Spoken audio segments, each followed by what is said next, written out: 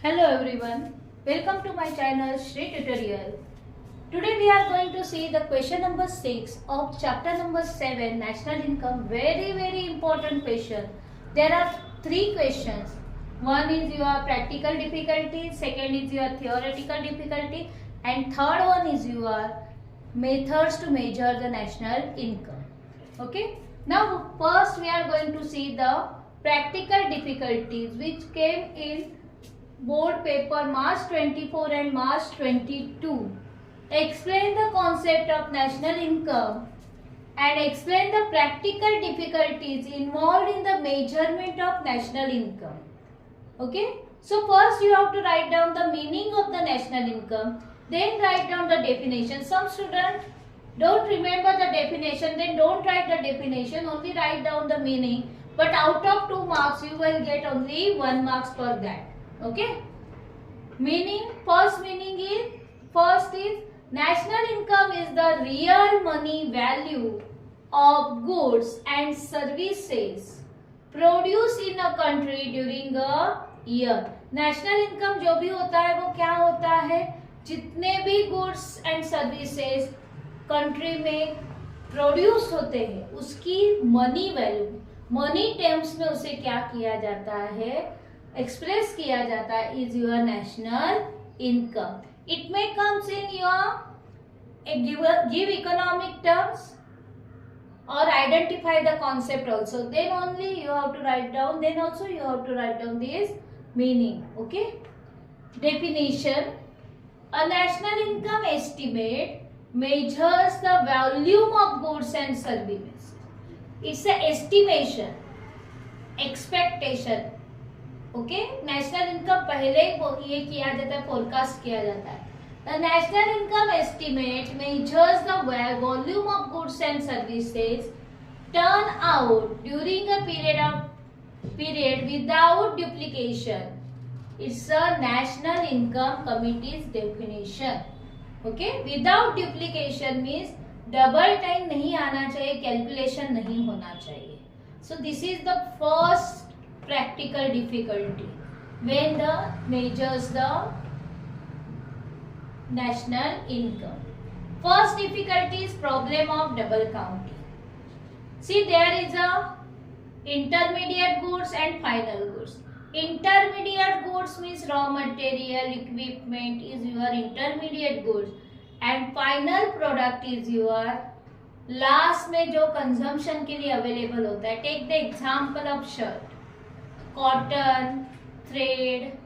हाँ, कॉटन से क्या बनता है, थ्रेड बनेगा. थ्रेड से क्या होगा, क्लोथ बनेगा, और क्लोथ से देन शर्ट बनेंगे. तो cotton, thread and your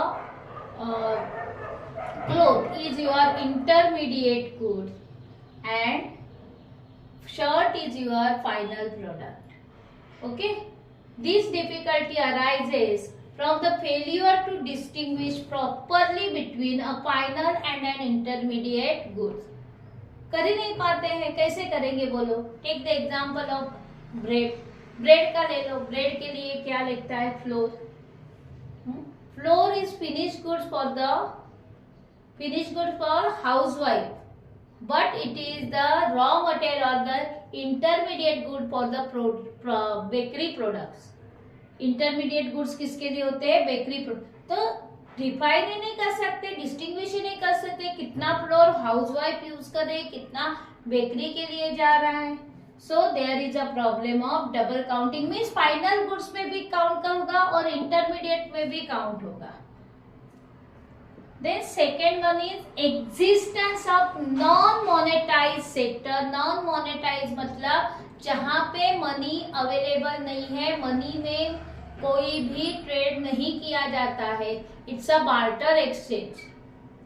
in rural areas there is a non monetize sector exist in today also. अभी भी रूरल एरियाज में बार्टर एक्सचेंज चालू है, नॉन मोनेटाइज सेक्टर चालू है, जहां पर in agriculture many places goods and services are exchange with goods.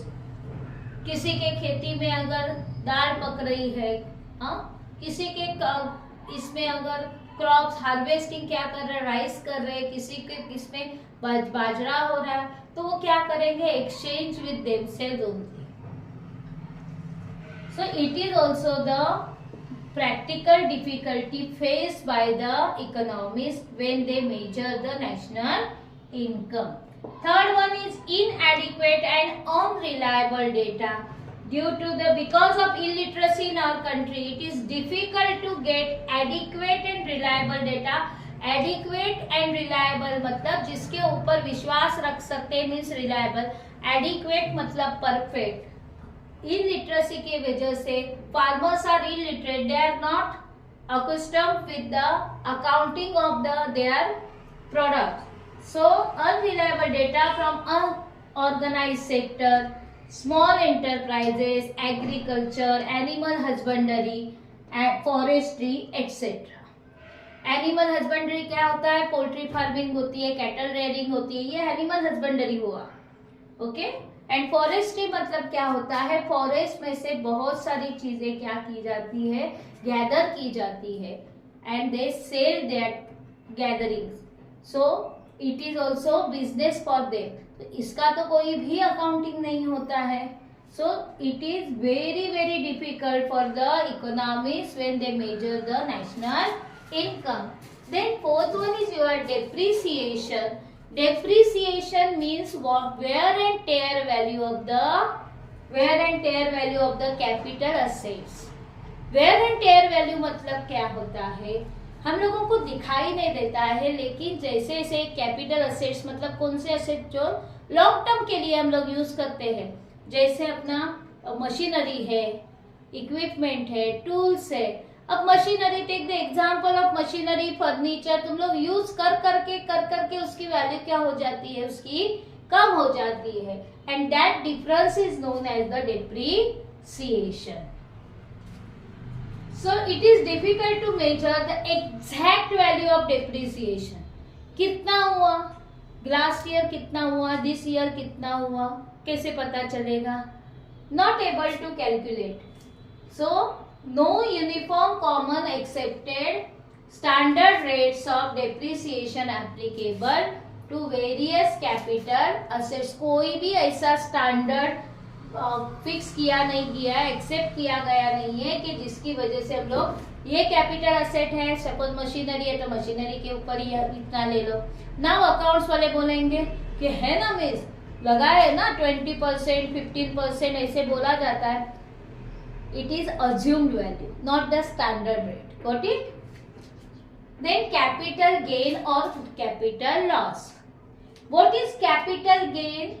Capital gain or capital loss means which accrue to the property owners. जो property owners होते हैं by increasing the market. उसकी value क्या होती है मार्केट में. Take the example of your flats, bungalows, उसकी value ले लेकर थोड़े थोड़े दिनों के लैंड, ये सब क्या होते हैं, एप्रिसिएट हो जाते हैं. तो एक अक्रू किया जाता है. जब बेचोगे, अगर 4 लाख की चीज तुम लोग 8 लाख में बेच रहे हो, क्यों, क्योंकि प्राइस लेवल इंक्रीज हो रही है, उसकी मार्केट वैल्यू क्या हो रही है, इंक्रीज हो रही है. So it's a capital gain. So capital gain shows the overestimation. Due to capital gain, there is a overestimation of national income. Capital gain मतलब profit. Gain means profit. तो अगर profit ज्यादा हो रहा दिखाई दे रहा है तो overestimation of national income. अगर capital loss हो रहा है तो it shows the underestimation of national income. It is not included in national income. Therefore, it is not included in the national calculation of national income. Illiteracy and ignorance. Illiteracy, you know, and ignorance मतलब ध्यान ही नहीं देना है. Majority of small producers in developing countries are illiterate and ignorant. They are not able to keep the accounts of their productive difficulty. जो भी productive उनकी चीजें हैं उसके ऊपर क्या करते हैं, वो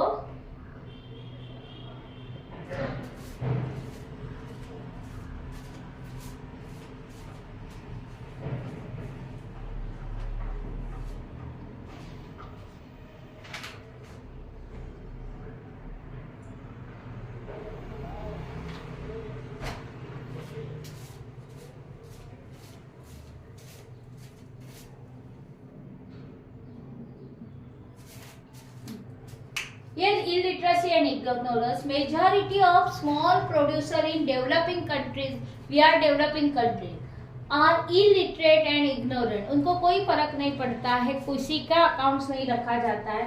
They are not able to keep the accounts of their production. Okay. Then seventh one is untrained and competent staff. ये जो अब नेशनल इनकम की इंफॉर्मेशन है, ये डेटा हम लोगों को कहाँ से मिलता है, वो सब चीज वहां पे जो स्टाफ रहता है, they are untrained and incompetent, they are not accurate and timely information can not be obtained. Lack of systematic occupational classification. Lack of systematic occupational classification means which makes the calculation of national income difficult. अगर lack ही है, वहाँ पे है ही नहीं systematic occupational classification, then क्या करोगे तुम लोग? Difficult है national income करना. In rural areas where many villagers works on farms, खेती में काम करते हैं, for some time and also take some other job during off season. तुम लोग देखते हो कि ये जो कंस्ट्रक्शन वर्कर रहते हैं कंस्ट्रक्शन के साइट पे, ये मोस्टली क्या रहते हैं? फार्मर्स रहते हैं, जो पहले क्या करते हैं, गांव में अपनी खेती करके बाकी के दिन शहर में आके, अर्बन एरियाज में आके वो क्या कर रहे हैं? कंस्ट्रक्शन वर्क साइट पे काम करना स्टार्ट करते हैं. या फिर एनिमल हस्बेंड्री रहता है उनका, घर पे कैटल रेयरिंग का रहता है, पोल्ट्री फार्मिंग रहती है.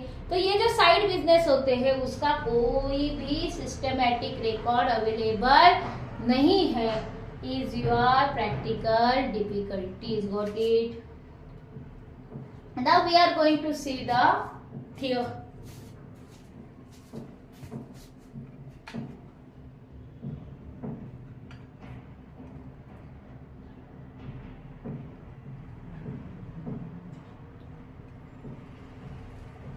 Now we are going to see the next question, theoretical difficulties. In this portion they are not asked, but before that 2021 से पहले इसे बहुत बार पूछा गया है. So first you have to write down meaning. National income is the real money of goods and services produced in a country during a year. क्या है? The real money value of goods and services produced in a country during a year. Then you have to write down the definition. If you by heart Pigou का by heart किया है तो Pigou का लिखो, national income committee का लिखा है तो उसे लिखो, कोई भी फर्क नहीं पड़ना है, जो तुम लोगों को आता है उसे लिखना है. First is transfer payment. देखो इसके ऊपर आइडेंटिफाई द कॉन्सेप्ट भी आता है. See transfer payment is a theoretical difficulties. Transfer payment like pension, unemployment allowances, scholarships. Why? Because there is a why there is a difficulty? Because on one hand, it is the part of individual income for a person, and on the other hand, it is the part of government expenditure. Return में कुछ नहीं मिलने वाला है. देखो ये जो pension है, पेंशन किसके लिए होते हैं? जो पहले सर्विसेज रेंडर कर चुके, आफ्टर रिटायरमेंट उनको उसकी क्या मिल रही है? मनी वैल्यू मिल रही है. Okay, is your pension. So यहाँ पे गवर्नमेंट के लिए क्या हो गया? ये एक्सपेंडिचर, एंड इंडिविजुअल पर्सन के लिए क्या हो गया? ये उसका इंडिविजुअल इनकम हो गया. So it is not included in national income. Then illegal income. Illegal income from smuggling, income from gambling, black marketing, theft. This is your illegal income. कोई डिक्लेयर करेगा कि अपना illegal income स्मगलिंग करते हैं तो वो अपना डिक्लेयर करेगा? नहीं. So it is very very difficult to calculate the national income. So it is not included in the national income. Third one is unpaid services. Unpaid services. See, our national income is the real money value of goods and services. So unpaid services means services of only paid goods. Here unpaid services means क्या होता है? Take the example of housewife.